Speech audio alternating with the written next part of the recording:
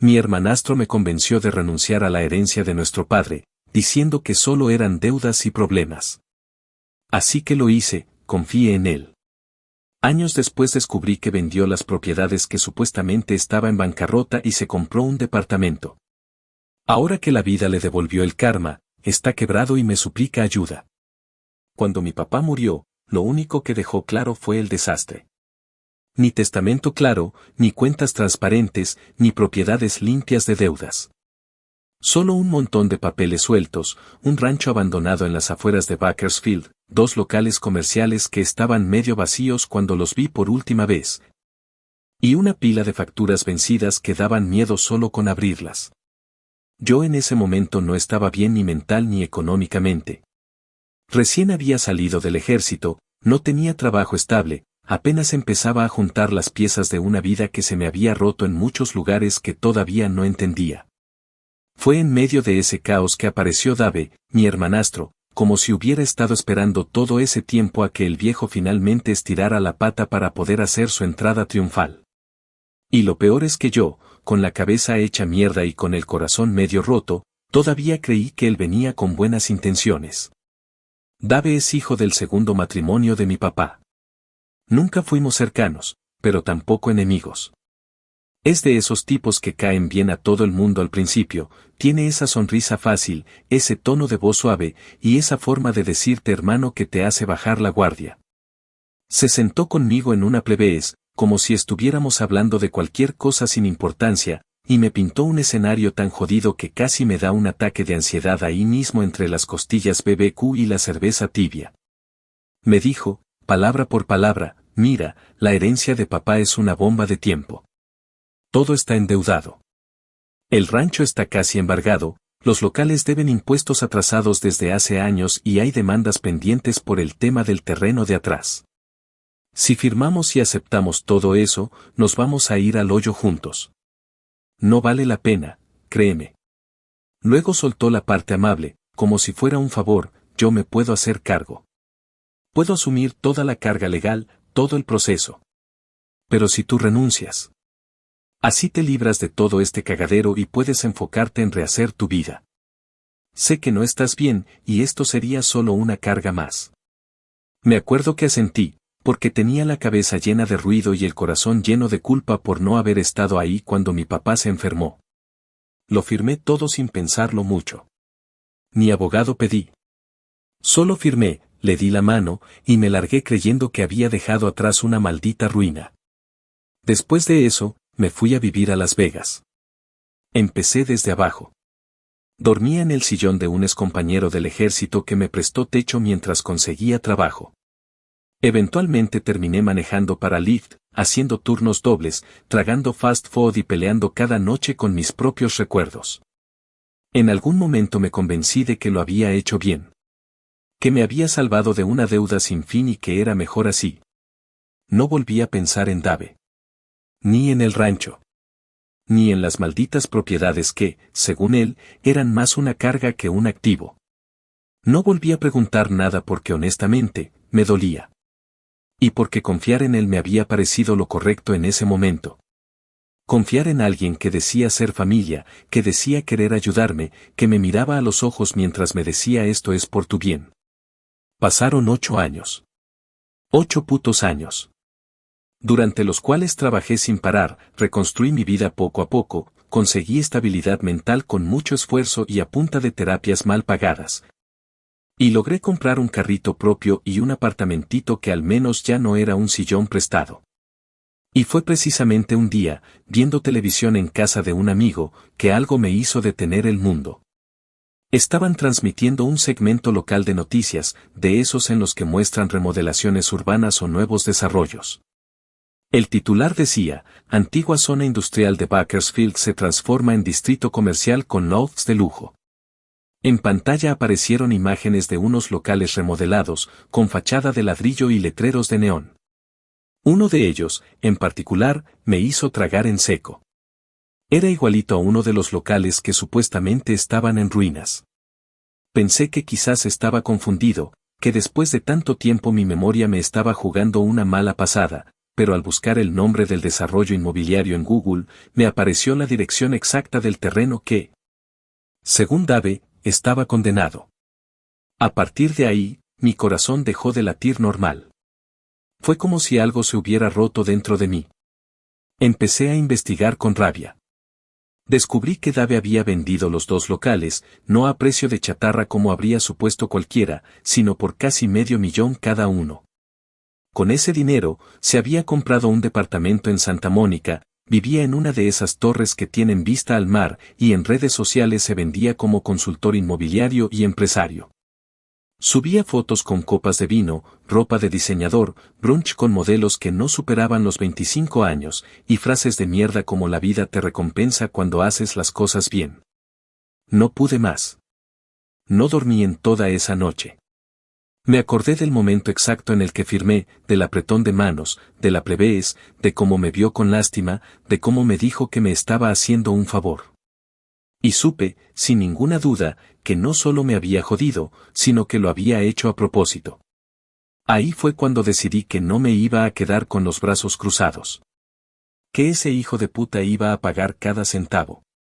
Cada mentira. Cada sonrisa falsa. Cada maldito es por tu bien que me tragó el alma. Me prometí que, aunque me tomara años, aunque me dejara sin nada, aunque tuviera que revolcarme entre mierda para hacerlo, lo iba a destruir. Pero no con violencia ni impulsos. Lo iba a destruir como a él más le dolía, quitándole todo lo que había construido sobre mis ruinas. Y en silencio, sin que lo viera venir. Así empezó todo. La verdadera historia no es que me estafó. Es lo que viene después. Es como lo fui desmantelando pedazo por pedazo. Porque ahora el que tenía el control era yo. Y lo mejor de todo, ni siquiera lo sabía. Actualización 1. Pasaron un par de semanas desde que descubrí la verdad, pero en mi cabeza sentí como si hubieran sido años. Cada vez que cerraba los ojos me venía a la mente su voz, su maldita cara en aquella mesa de la plebes, su tono paternalista. Esa forma tan calculada de decirme que todo era una mierda y que él se haría cargo para protegerme. Lo que más me jodía no era haber perdido dinero, porque para entonces ya estaba acostumbrado a vivir con lo justo, lo que me carcomía por dentro era haber confiado. Haber sido tan ingenuo. Haberme tragado toda esa mierda como si fuera un idiota que no sabía contar hasta 10. Me ardía tanto el orgullo que no podía concentrarme en nada. Los días se me pasaban con un nudo en la garganta, sin poder disfrutar ni una sola cosa sin que esa rabia estuviera ahí, constante, como una espina atravesada en el centro del pecho. Así que un día, sin avisar a nadie, empaqué una mochila con lo básico, le dejé las llaves del apartamento a un amigo con quien tenía confianza y manejé de vuelta a California. No tenía un plan exacto, solo sabía que no podía quedarme de brazos cruzados viendo cómo ese cabrón se paseaba en trajes caros sobre el cadáver de mi papá y las mentiras que me metió hasta la médula.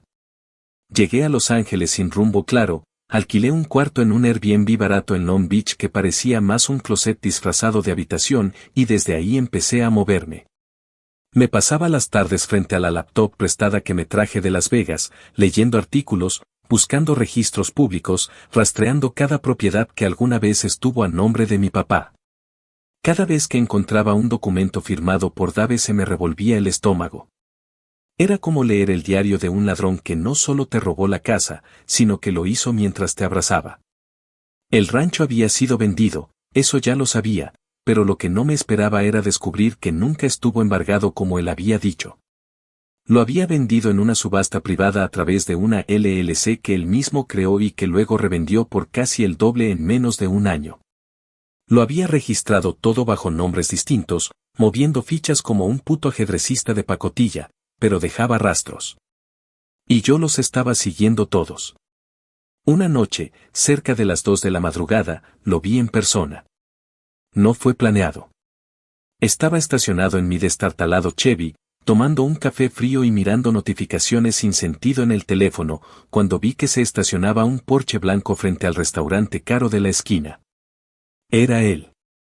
Bajó con una mujer que parecía sacada de una revista, vestido con una camisa blanca que le costaría lo que yo ganaba en una semana y unas gafas oscuras puestas aunque ya era de noche. Caminaba como si el mundo le perteneciera. Saludó al valet con confianza, le dio las llaves del auto con una sonrisa repulsiva, y luego entró con la chica tomándolo del brazo como si él fuera el maldito rey de Los Ángeles. En ese momento sentí como toda la furia que llevaba contenida durante años se me subía a la cabeza. Y no hice nada. No me bajé, no lo enfrenté, no grité su nombre ni le lancé nada. Solo lo vi. Y me lo memoricé. Porque entendí que si quería hundirlo, tenía que hacerlo bien. Tenía que hacerlo de una forma que ni siquiera él viera venir. No iba a arriesgarlo todo por un impulso. Lo iba a hacer con paciencia. Y con inteligencia. Como él lo había hecho conmigo. Al día siguiente empecé a buscar abogados. Pero no cualquier abogado. Quería uno que entendiera cómo pensaba alguien como Dave, uno que pudiera leer entre líneas y no se tragara la primera versión bonita de una historia.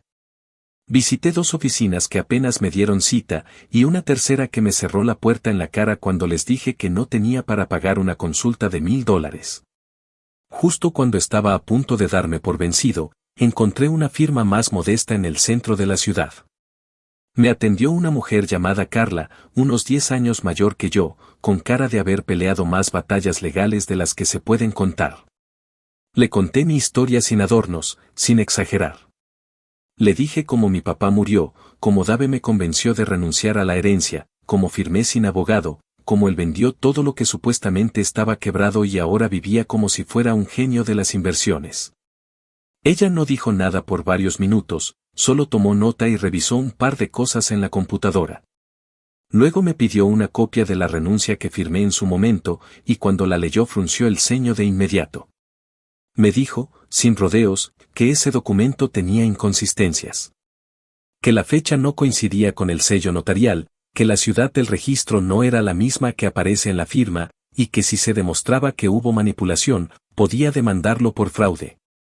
Le pregunté si eso era realmente posible después de tantos años, y me dijo algo que no voy a olvidar nunca: si te roban una casa y te demoras 8 años en descubrirlo, no significa que ya no sea tuya.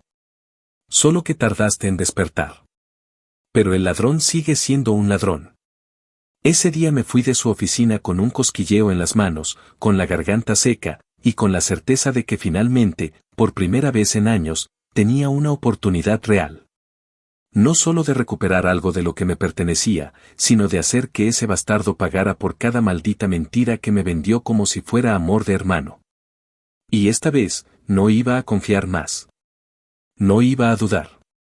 Porque ya no era el mismo pendejo que firmó en una servilleta legal pensando que lo hacía por su bien. Ahora yo estaba listo para destrozarlo. Y lo haría con todo el peso de la verdad y del tiempo. Porque lo único peor que un enemigo peligroso, es uno que viene con paciencia. Y yo, tenía toda. Actualización 2. Pasaron varios meses desde aquella primera reunión con Carla. El proceso legal no fue rápido, y mucho menos sencillo. Todo requería pruebas, documentos, trámites, registros, permisos, esperas, y sobre todo, una paciencia que yo no sabía que tenía. Cada mañana era una batalla nueva contra el hastío y la ansiedad. Me despertaba en esa habitación miserable con el colchón en el piso, el techo lleno de humedad y el ruido constante de autos pasando frente a la ventana. Y pensaba en que cada día que pasaba era un día más que ese hijo de puta seguía creyéndose invencible. Pero al mismo tiempo, también era un día menos para él, un día más cerca de que todo se le viniera abajo. Carla me explicó que si queríamos armar un caso sólido, teníamos que enfocarnos en 2 cosas: 1, demostrar que la renuncia a la herencia que firmé fue producto de una manipulación malintencionada, y 2, probar que Dave utilizó medios fraudulentos para obtener beneficios personales con propiedades que se suponían estaban en bancarrota o bajo embargo. Por fortuna, los idiotas ególatras como Dave siempre dejan rastros. Gente así no puede evitar presumir lo que hacen, lo que compran, lo que logran. Y él no fue la excepción. En su maldita necesidad de aparentar, había dejado una cantidad absurda de pruebas en sus propias redes sociales. Tenía publicaciones donde mencionaba las remodelaciones, otras donde agradecía a socios por creer en su visión cuando nadie más lo hacía. E incluso un video grabado desde uno de los locales que ahora eran cafeterías de diseño, en el que dice, y cito textualmente, a veces para construir algo nuevo, tienes que limpiar a los buitres del pasado. Esta zona estaba podrida hasta que la tomé y la convertí en lo que ven ahora. Esa frase la repetí 1000 veces en mi cabeza, con las manos apretadas, deseando poder escupírsela en la cara. Carla fue meticulosa. Contactó a un perito en caligrafía que analizó las firmas y también a una notaria retirada que pudo revisar las inconsistencias entre las fechas y los sellos. Una de las cosas más descaradas fue que la firma que aparece en la renuncia ni siquiera coincidía del todo con la mía. Era parecida, sí, pero había diferencias en el trazo y en la presión. Yo le había firmado un documento, eso sí, pero según Carla, el papel que habían registrado no era el mismo que yo firmé. Ella creía que Dave había tomado mi firma de otro documento y la había transferido con técnicas que conocía por medio de un viejo amigo que trabajó en bienes raíces de manera turbia. Además, encontramos registros de pagos que él había hecho desde una cuenta corporativa, creada poco después de mi renuncia, a una empresa de construcción que se encargó de remodelar los locales comerciales. Esos pagos fueron hechos incluso antes de que se completara el proceso legal de traspaso. O sea, el cabrón ya estaba invirtiendo en las propiedades mientras me decía que estaban condenadas. No solo me mintió. Planeó todo con tiempo. Y eso, en los ojos de la ley, era premeditación. Fraude puro. En paralelo, mientras Carla se encargaba de la parte legal, yo seguía espiándolo. Sí, así como suena. Me convertí en un maldito fantasma que lo seguía sin que se diera cuenta. Me estacionaba a 2 cuadras de su edificio, lo observaba cuando salía a correr con su ropa de marca, lo veía entrar a restaurantes caros con sus amigos empresarios. Lo escuchaba hablar por teléfono en tono de superioridad, tratando a los demás como si fueran basura. Me di cuenta de que estaba metido en más cosas de las que creía. Eventos de networking, cenas privadas con políticos locales, fiestas exclusivas donde todos iban disfrazados de empresarios, pero que por dentro no eran más que un club de ratas intentando chuparse la sangre entre ellos. El tipo se había rodeado de gente igual de falsa, igual de ambiciosa, igual de podrida. Durante una de esas vigilancias, una noche lo vi salir apurado, molesto, hablando solo, con el teléfono en la mano y el ceño fruncido. Me pareció raro. Lo seguí discretamente hasta una oficina que, según su tarjeta de presentación, era su sede empresarial. Entró como si el edificio estuviera a punto de caerse. No me quedé mucho tiempo, pero en ese momento supe que algo no estaba bien. Al día siguiente, Carla me llamó para decirme que la demanda había sido aceptada por el Tribunal del Condado. El juez asignado era un veterano del ejército, lo cual para mí fue una señal cósmica, casi como si la vida dijera esto es tuyo, no lo sueltes. Y entonces comenzó la verdadera guerra, las audiencias, las notificaciones, los documentos legales volando de un lado a otro, y sobre todo, su reacción. Dave se enteró de la demanda una mañana cualquiera, en la comodidad de su vida lujosa. Un oficial judicial llegó a su departamento y le entregó en mano los papeles. Según su recepcionista, una chica que luego contactamos y que muy amablemente accedió a hablar, el tipo se puso pálido, empezó a gritar que esto era imposible y llamó a su abogado al instante. Esa misma noche me escribió. No por email, no por carta, no por WhatsApp. Me llamó. Yo, idiota, contesté. Escuché su voz cargada de rabia, de nerviosismo, de miedo mal disfrazado. Me dijo, y lo recuerdo palabra por palabra, ¿qué carajos crees que estás haciendo?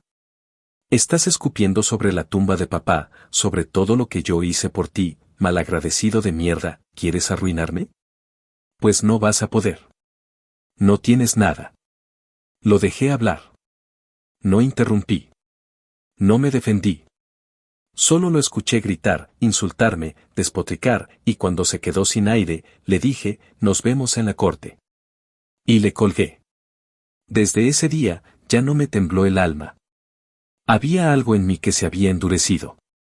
Algo que me decía que esta vez no iba a salir corriendo, no iba a firmar por miedo, no iba a aceptar nada que no fuera justicia. En la primera audiencia, él llegó con su abogado, un tipo pedante que parecía más preocupado por sus zapatos italianos que por el caso. Yo llegué con Carla, con el corazón latiéndome fuerte pero el rostro en calma. El juez repasó los documentos, escuchó las primeras declaraciones y dejó claro que no pensaba tolerar show de ninguna parte. Dijo con voz firme que quería pruebas, hechos, documentos, no discursos emocionales. Dave se revolvía incómodo en su asiento cada vez que Carla hablaba, porque ella era implacable, seca, precisa. Y sobre todo, tenía las pruebas que él no podía desmentir. Las audiencias siguieron durante semanas. Cada vez que se presentaban más pruebas, él se descomponía un poco más. Cada testimonio, cada recibo bancario, cada publicación suya que usábamos como evidencia, lo hundía más. Y aunque yo seguía viviendo en una habitación diminuta, con una cuenta bancaria que apenas si se mantenía en números negros, sentía que por primera vez estaba ganando algo que no tenía precio, respeto propio. Dignidad. Y una pequeña venganza que apenas estaba empezando. Porque él no lo sabía todavía, pero lo que le estaba cayendo encima era apenas la primera parte. Yo no quería solo su dinero. Quería que cada mentira que usó contra mí se volviera en su contra. Que cada persona que creyó en su éxito, descubriera lo que realmente era, un estafador con sonrisa bonita y un alma podrida hasta los huesos. Y estaba dispuesto a ver cómo se derrumbaba, aunque tuviera que estar ahí, en primera fila, el resto de mi vida. Actualización 3. Habían pasado más de 12 meses desde que todo comenzó a moverse legalmente. 12 meses de documentos, declaraciones, pruebas, estrategias, desgaste emocional y noches donde me costaba dormir porque la cabeza no me dejaba en paz ni un segundo. Pero después de todo ese proceso largo, tenso y agotador, finalmente llegó el día en que el juez dictó sentencia. No fue un evento dramático de película, ni con gritos en la sala ni gasps del público como suele retratar la televisión. Fue un momento frío, técnico y absolutamente contundente. El juez leyó su decisión con la calma de quien sabe que su palabra tiene un peso que aplasta. Y lo que dijo fue que Dave había incurrido en fraude civil, que había manipulado documentos, mentido de forma deliberada, actuado con premeditación para obtener un beneficio económico a través del engaño. Y que por eso mismo debía no solo resarcir económicamente el daño causado, sino también pagar una multa punitiva por actuar con dolo. En total, debía devolverme el valor actualizado de las propiedades robadas, más intereses, más daños adicionales. El monto, sumado, se acercaba peligrosamente a 1.4 millones de dólares. Me quedé helado. No por la cifra en sí, sino por lo que representaba. Porque eso no era solo plata. Era justicia. Era un juez mirándolo directo a la cara y diciéndole que todo lo que había construido era una puta mentira. Que no había sido un emprendedor brillante ni un inversionista visionario, sino un farsante. Un manipulador. Un tipo que le robó a su propio hermano cuando estaba vulnerable y que pensó que podía salirse con la suya solo porque tenía mejores camisas y una sonrisa más blanca. Me acuerdo que no lo miré mientras el juez hablaba. No me hizo falta. Lo escuché tragar saliva, lo sentí moverse incómodo en su silla, lo vi agachar un poco los hombros como si finalmente le pesara encima todo lo que fingía que no le afectaba. El juez finalizó la audiencia informando que, para cumplir con el fallo, Dave tenía que liquidar activos. Y como parte de la orden, si no hacía los pagos en un plazo determinado, el tribunal autorizaría la venta judicial de su propiedad actual para cubrir la deuda. Ese fue el verdadero inicio de su caída.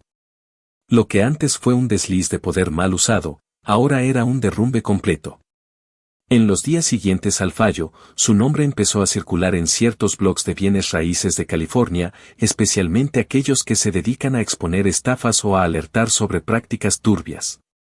Algunos titulares eran casi poéticos: el falso genio de Santa Mónica, de millonario a deudor, la caída de Dave M. o mi favorito personal, la herencia que terminó siendo su sentencia. Esos artículos se compartieron rápido en ciertos círculos. Su red de contactos, esos que lo alababan en fiestas, en eventos de networking y lo invitaban a paneles de jóvenes líderes de negocios, empezaron a desaparecer uno a uno. Me enteré porque algunos incluso me escribieron por LinkedIn: para preguntarme si todo eso era cierto, si yo era el demandante, si había sido tan grave como lo pintaban. No respondí. Solo dejé que el silencio hablara por mí. Porque no necesitaba dar explicaciones. Él se encargó de que todo explotara con la misma arrogancia que lo había hecho creerse intocable. Poco tiempo después llegó la notificación formal de bancarrota. Dave, en su patética estrategia de última hora, intentó acogerse al capítulo 13 para reorganizar su deuda y tratar de salvar lo poco que le quedaba. Pero lo hizo mal. Su declaración tenía inconsistencias. Omitió ingresos, declaró propiedades a nombre de terceros que claramente le pertenecían, y lo más estúpido, trató de esconder cuentas en el extranjero. El síndico asignado por la corte no tardó en detectar todo. Congelaron sus activos de inmediato y revocaron el proceso de reorganización. La bancarrota se convirtió entonces en un tiro por la culata, porque ahora, además de deberme todo lo que había ordenado el juez, se le vino encima una investigación del IRS. En cuestión de semanas, su departamento fue embargado, su auto fue requisado por deudas bancarias y fiscales, y lo que antes era su vida de lujo se convirtió en una lista de llamadas perdidas de bancos, abogados, contadores y, probablemente, varios amigos falsos que ahora querían su dinero de vuelta. Yo, mientras tanto, me mudé a la parcela vieja del rancho. No con nostalgia, ni por un deseo de volver al origen, sino porque necesitaba cerrar ese ciclo. El lugar seguía descuidado, pero seguía siendo mío. Me tomé el tiempo para limpiarlo, para arrancar la maleza con las manos, para arreglar las cercas podridas, para sacar del cobertizo las cajas que aún guardaban herramientas oxidadas y recuerdos que ni sabía que existían. No lo hice con cariño. Lo hice con rabia. Cada vez que clavaba una estaca nueva o barría una esquina olvidada, pensaba en mi papá. En cómo lo traicionaron. En cómo lo usaron. En cómo su legado fue pisoteado por el tipo que decía ser su hijo también. No sentí paz, ni alivio, ni cierre emocional. Lo único que sentí fue un hambre de más. Más justicia. Más castigo. Más verdad. Porque aunque él estaba perdiendo todo, yo todavía no sentía que fuera suficiente. No por rencor, sino porque sabía que el daño que me había hecho no se pagaba solo con plata o vergüenza pública. Se pagaba con tiempo. Con cada segundo en el que él recordara que su ruina empezó el día en que decidió joderme. No lo volví a ver en persona durante meses. Lo imaginaba de vez en cuando, vagando entre oficinas legales, durmiendo mal, tratando de sonreírle a un espejo que ya no lo reconocía. La última noticia que me llegó fue que su exnovia, una modelo de Instagram que subía fotos con él en yates y cenas caras, había publicado un comunicado diciendo que lamentaba profundamente haber confiado en alguien tan tóxico y manipulador, y luego borró todas las fotos con él. Algunos de sus ex colegas de negocios también le dieron la espalda. Uno incluso publicó una historia en donde hablaba de cómo Dave los convenció de invertir en una remodelación que nunca se concretó. Las cosas empezaron a salir a la luz. Y ya no era yo el que hablaba. Era el mundo que lo estaba viendo como realmente era. Y entonces, justo cuando pensaba que ya no volvería a saber de él, una tarde cualquiera, mientras pintaba la cerca del rancho con una brocha vieja y una cubeta barata, apareció. Manejó hasta la entrada en un Prius raspado y sucio, con una de las placas colgando, como si ni siquiera eso le importara ya. Bajó del carro despacio, vestido con unos jeans rotos y una camiseta que alguna vez fue blanca. No traía maleta, ni mochila, ni dignidad. Solo traía una mirada derrotada y un sobremanila en la mano. Se acercó, caminando sobre la tierra seca, con la cabeza agachada. Yo no dije nada. Solo me quedé mirándolo, esperando a que hablara. Y entonces lo hizo. Con la voz quebrada, casi sin aire, me dijo, no tengo a dónde ir. Me quitaron todo. Pensé que podía arreglarlo, pero me cerraron todas las puertas. Por favor, solo necesito unos días. Te lo voy a pagar. Te lo juro. Levantó el sobre y me mostró los papeles. Eran facturas, notificaciones de cobro, cartas de bancos, y una orden final de desalojo del condominio que había perdido. En ese momento lo supe, la venganza ya no necesitaba más violencia. Ya no necesitaba más juicios. Ya no necesitaba más exposición. La justicia lo había dejado sin nada. Pero yo tenía algo más poderoso. Tenía el poder de decidir. Así que le respondí sin levantar la voz, sin rabia, sin odio: el establo viejo está vacío. Si lo limpias tú mismo, puedes quedarte ahí. $50 a la semana. No hay favores aquí. No hay familia. Solo reglas, ¿te parece? Me miró sin decir nada. Asintió en silencio. Y yo, por dentro, supe que había ganado. Porque no hay peor castigo que ver al que te hundió, obligado a vivir entre tus sombras. Y yo iba a encargarme de que cada mañana lo recordara. Con cada gota de sudor, con cada paso sobre la tierra que me robó, con cada silencio. Porque ahora, el único lugar que tenía para vivir, era el mismo que trató de arrebatarme. Y esta vez, la puerta no se le iba a cerrar. Se le iba a quedar abierta para que todos lo vieran ahí. Humillado. Comenzando desde el polvo. Donde siempre debió quedarse. Actualización 4. Pasaron poco más de 3 meses desde que Dave cruzó esa entrada como un alma en pena, cargando encima su derrota como un perro flaco arrastrando cadenas oxidadas. Desde el primer día lo dejé claro: si quería quedarse en el establo, tendría que ganarse cada segundo bajo ese techo con trabajo y respeto. Nada de discursos lastimeros. Nada de somos hermanos o papá hubiera querido que estemos juntos. Aquí no había lugar para redenciones ni para reconstruir relaciones. Esto no era una telenovela ni un maldito cuento de reconciliación. Esto era la realidad. Y en mi realidad, él dormía donde antes cagaban los caballos y se ganaba su espacio barriendo estiércol viejo. Levantándose antes del amanecer y dejando cada viernes $50 en efectivo sobre la mesa oxidada que tenía en el porche. Ni un centavo menos. Y si se retrasaba, le subía 5. Sin explicación. Sin negociación. Como un casero cabrón. Porque eso era lo que se había ganado. Ni más ni menos. No puedo negar que había algo casi perversamente satisfactorio en verlo pasar todos los días con la cabeza baja, los hombros vencidos y la mirada perdida. Ya no quedaba nada del tipo que se paseaba en Porsche por Sunset Boulevard, presumiendo relojes y tomando fotos en rooftops. El que ahora caminaba por mi terreno parecía un remedo de sí mismo, un eco torcido y roto de aquel imbécil que me miró a los ojos y me dijo: no vale la pena quedarte con todo ese problema, confía en mí, yo me hago cargo. Ahora no quedaba más que un hombre de casi 40, con los zapatos gastados, las uñas sucias y el alma reducida a polvo. Y no era una metáfora. Literalmente, muchas veces lo veía sentado en la tierra, con la espalda apoyada en el muro del establo, sin hacer nada, como si ya no supiera en qué dirección mirar. Como si estuviera atrapado en una jaula invisible que él mismo construyó. En todo ese tiempo, no cruzamos más de 20 palabras. Él evitaba hablarme a menos que fuera absolutamente necesario. Yo tampoco hacía el mínimo esfuerzo por abrir la puerta a una conversación que no tenía ningún sentido. A veces me lo encontraba reparando alguna cerca, o cargando herramientas que ni sabía usar, y solo asentábamos con la cabeza. Nada más. Su silencio era lo más parecido a una disculpa que podía tolerar. Pero aún así, no lo dejaba olvidarlo.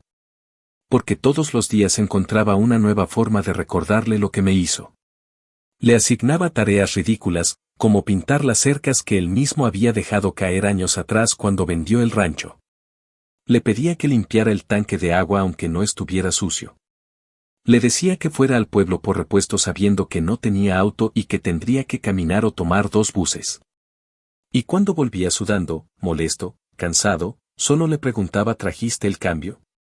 Porque sí, el hijo de puta que se robó más de $1 millón, ahora contaba los centavos para no pasarse del presupuesto. Una tarde, mientras él estaba en la parte trasera revisando unos tubos viejos que pretendía reparar, me senté en la cocina y abrí una de las cajas que habían quedado olvidadas cuando mi padre murió. Entre papeles viejos, fotografías empolvadas y libretas llenas de números, encontré una carta que había olvidado por completo. Era una nota que papá escribió a mano poco antes de que lo hospitalizaran. Me la había enviado por correo, pero yo nunca tuve el valor de abrirla. En ese entonces lo había dejado de visitar, no porque no lo amara, sino porque me dolía verlo enfermo. Y la carta terminó archivada, escondida entre mis mudanzas y mis silencios. Esa tarde, la leí por fin. Papá me decía que sabía que no había sido perfecto, que muchas veces dejó que Dave se le metiera por los ojos, que cometió el error de confiarle más de lo que debía. Pero también me pedía que no dejara que el resentimiento me convirtiera en alguien igual a él. Que si alguna vez tenía la oportunidad de hacer justicia, lo hiciera, pero sin destruirme por dentro. No sé por qué, pero eso me pegó como una piedra en el pecho. A la mañana siguiente, cuando Dave vino a dejar el sobre con los $50 en la mesa, lo miré por primera vez directamente a los ojos. Le pregunté si sabía lo que era trabajar de verdad. No manejar negocios desde una oficina con aire acondicionado. Trabajar con las manos, con el cuerpo, con la espalda doblada por el esfuerzo. Él solo bajó la mirada. No respondió. Así que le dije que si quería quedarse más tiempo, iba a tener que aprenderlo. Lo puse a levantar el suelo del viejo galpón, donde tenía pensado instalar una pequeña estructura para guardar herramientas. Lo dejé ahí todo el día, sin sombra, sin ventilador, sin pausas. Cuando lo fui a ver por la tarde, estaba rojo, sucio, con las manos llenas de ampollas. Me miró como esperando que me apiadara. Le lancé una botella de agua sin decir nada. Y me fui. Porque no se trataba de venganza física. Era mental. Era lenta. Era sistemática. Cada día que pasaba ahí era una pieza más que se le caía del ego. Una capa más que se le pelaba del disfraz que usó toda su vida. Los vecinos del pueblo empezaron a preguntar. Algunos me conocían de niño, y sabían que ese terreno era de mi papá. Uno me preguntó si el tipo que vivía en el establo era el que salía en las noticias por fraude. Me reí. No les contaba mucho, solo lo justo para dejar que la imaginación hiciera su parte. Porque ya no hacía falta exponerlo. Ya todos sabían. Su nombre estaba manchado. Su reputación era basura. Y lo peor, ni siquiera podía salir huyendo. Porque legalmente, aún tenía obligaciones pendientes conmigo. No había terminado de pagarme todo lo que el fallo judicial exigía. Y aunque se hiciera el loco, yo tenía los medios para presionarlo cuando me diera la gana. Pero por ahora, prefería dejarlo ahí. Viviendo de migajas. Respirando el mismo polvo que un día me quiso arrebatar. Porque hay algo poético en eso. Algo tan exacto como cruel. Una noche, lo escuché llorar. No lo vi. Pero lo escuché. Desde mi cuarto, con la ventana entreabierta, llegaron sus sollozos bajos, rotos, contenidos. No era un llanto de rabia ni de impotencia. Era un llanto cansado, de quien sabe que ya no puede reconstruirse. Me quedé en silencio, sin moverme. No por lástima, sino porque entendí que ese sonido era el eco de todo lo que me debía. No solo dinero. No solo propiedades. Me debía años. Me debía estabilidad mental. Me debía la confianza que me quitó. El respeto que pisoteó. Me debía la vida que tuve que reconstruir desde cero mientras él se compraba trajes. Y ahora, no importaba cuántos días llorara en la oscuridad del establo, no importaba cuántas veces se arrastrara por el polvo, no importaba cuántas veces bajara la cabeza o entregara sus miserables $50. Nunca iba a poder devolverme todo lo que me quitó. Pero al menos, ahora, cada amanecer le recordaba lo que perdió. Y eso, aunque no me devolvía lo que me robaron, me daba algo mucho mejor, control. Por primera vez en años, yo lo tenía todo. Y él no tenía absolutamente nada. Actualización final. Pasaron 2 años desde que Dave se instaló en el establo. 2 años exactos desde que cruzó esa entrada cabizbajo, derrotado y sin un solo pedazo de dignidad en los bolsillos. Al principio, mucha gente pensó que no iba a aguantar. Que se marcharía en cuestión de semanas, que buscaría rehacer su vida en otra ciudad, que se colgaría de otra persona, como siempre lo hizo. Pero no. No se fue. Se quedó. Y cada maldito día que amanecía en ese terreno era una prueba más de que la vida, tarde o temprano, le pasa factura a todos. Incluso a los que se creen intocables. Incluso a los que fingen tenerlo todo bajo control. Incluso a los que caminan por encima de los demás creyéndose más listos, más preparados, más merecedores. Porque eso era Dave, un idiota disfrazado de genio. Y ahora era solo un tipo con las manos agrietadas, los ojos apagados y la espalda encorvada, arrastrando su historia por la tierra como si fuera una sombra que nunca se le iba a despegar. En esos 2 años lo vi cambiar. No por voluntad, sino por aplastamiento. Se le cayó la postura altiva, se le desdibujó la sonrisa fácil, se le rompió el tono arrogante. Ya no era el tipo que hablaba en eventos de inversión, ni el que se tomaba selfies con políticos locales, ni el que daba consejos en videos de YouTube sobre cómo multiplicar tu dinero en bienes raíces.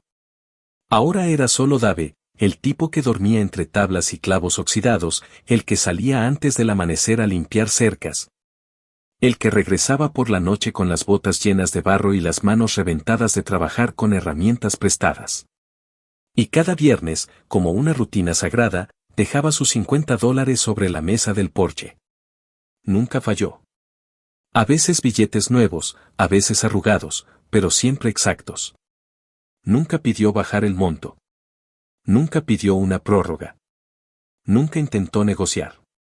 Porque sabía que no tenía derecho a abrir la boca para pedir absolutamente nada. Yo tampoco cambié mucho, al menos por fuera. Seguía viviendo en la casa principal del terreno, aunque ahora ya no era un montón de paredes a punto de caer. Poco a poco la había restaurado con mis propias manos. Sin prisas. Con paciencia. Había vuelto a pintar las habitaciones, cambiado las ventanas rotas, arreglado el tejado.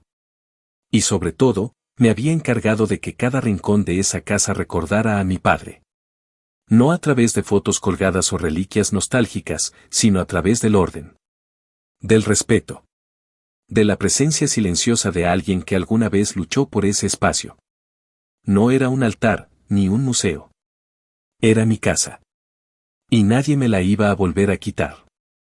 Ni por engaños, ni por papeles falsificados, ni por promesas disfrazadas de ayuda. Esa era la verdadera victoria, no solo haber recuperado lo que me correspondía, sino haberlo transformado en algo que por fin se sentía mío. Y la ironía más grande de todo esto era que Dave, aunque nunca lo admitió, había terminado siendo la herramienta con la que terminé de reconstruir ese lugar. No solo porque me pagaba puntualmente con lo poco que ganaba trabajando de noche como cajero en una gasolinera a 40 minutos del rancho, sino porque su presencia miserable me daba combustible.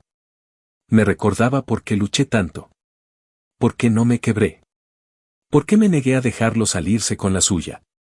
Porque cada vez que escuchaba sus pasos arrastrados sobre la grava o lo veía colgar la cabeza después de una jornada agotadora, sentía que todo había valido la pena. Cada audiencia. Cada documento. Cada centavo invertido en abogados. Cada noche sin dormir. Todo tenía sentido cuando lo veía ahí, reducido a lo que era de verdad, nada. A veces, cuando me sobraba tiempo, me sentaba en el porche al final del día con una cerveza fría en la mano y lo observaba desde lejos. No para hablarle. No para provocarlo. Solo para verlo. Para ser testigo. Porque hay derrotas que no necesitan aplausos. Solo presencia. Solo saber que estás ahí, viéndolo sin decir nada. Y él lo sabía. Nunca levantó la voz. Nunca intentó explicarse. Nunca pidió perdón. Y eso me pareció perfecto. Porque el silencio pesaba más que cualquier disculpa vacía. Porque si se hubiera atrevido a buscar una reconciliación, si me hubiera dicho aunque fuera un lo siento, habría tenido que decirle que ya no servía de nada. Que algunas cosas, cuando se rompen, no se reparan. Se entierran. Y eso fue lo que hice con todo lo que él destruyó, lo enterré. Pero a diferencia de él, yo me reconstruí. Él solo se hundió. Hoy en día, Dave sigue ahí. Vive en el establo, donde levantó un pequeño cuarto improvisado con paredes de madera barata y un colchón que consiguió en una venta de garaje. No tiene televisión, ni internet, ni comodidades. Su comida la calienta con una estufa portátil que le regaló un vecino, y su ropa siempre huele a humedad. A veces se le ve hablando solo mientras repara una cerca o corta leña, como si estuviera reviviendo conversaciones del pasado, justificando decisiones que ya no importan. Y mientras tanto, yo sigo avanzando. Abrí un pequeño taller en la parte trasera del rancho, donde reparo maquinaria agrícola y vendo piezas recicladas. No me hago rico, pero vivo tranquilo. Vivo limpio. Vivo sabiendo que no necesito joder a nadie para levantarme cada mañana con la frente en alto. Y eso, por más cliché que suene, es lo único que realmente importa. No sé cuánto tiempo más se quedará ahí. Tampoco me importa. Ya no se trata de venganza. Ya no se trata de justicia. Se trata de haber recuperado el control. Se trata de haber transformado la historia. Porque durante años fui el pendejo al que engañaron, el que firmó por confianza, el que se fue sin nada mientras el otro se quedaba con todo. Pero ahora, cada contrato, cada propiedad, cada documento, está a mi nombre. Y él, el gran empresario de bienes raíces, vive en un rincón polvoriento de lo que un día quiso arrebatarme. Eso es lo único que necesito para dormir tranquilo. Porque el perdón, si alguna vez llegara, no vendría de mí. Vendría del eco de cada paso suyo sobre esta tierra. De cada billete arrugado que deja en mi mesa. De cada noche que pasa recordando lo que fue. Y lo que ya nunca más podrá volver a ser.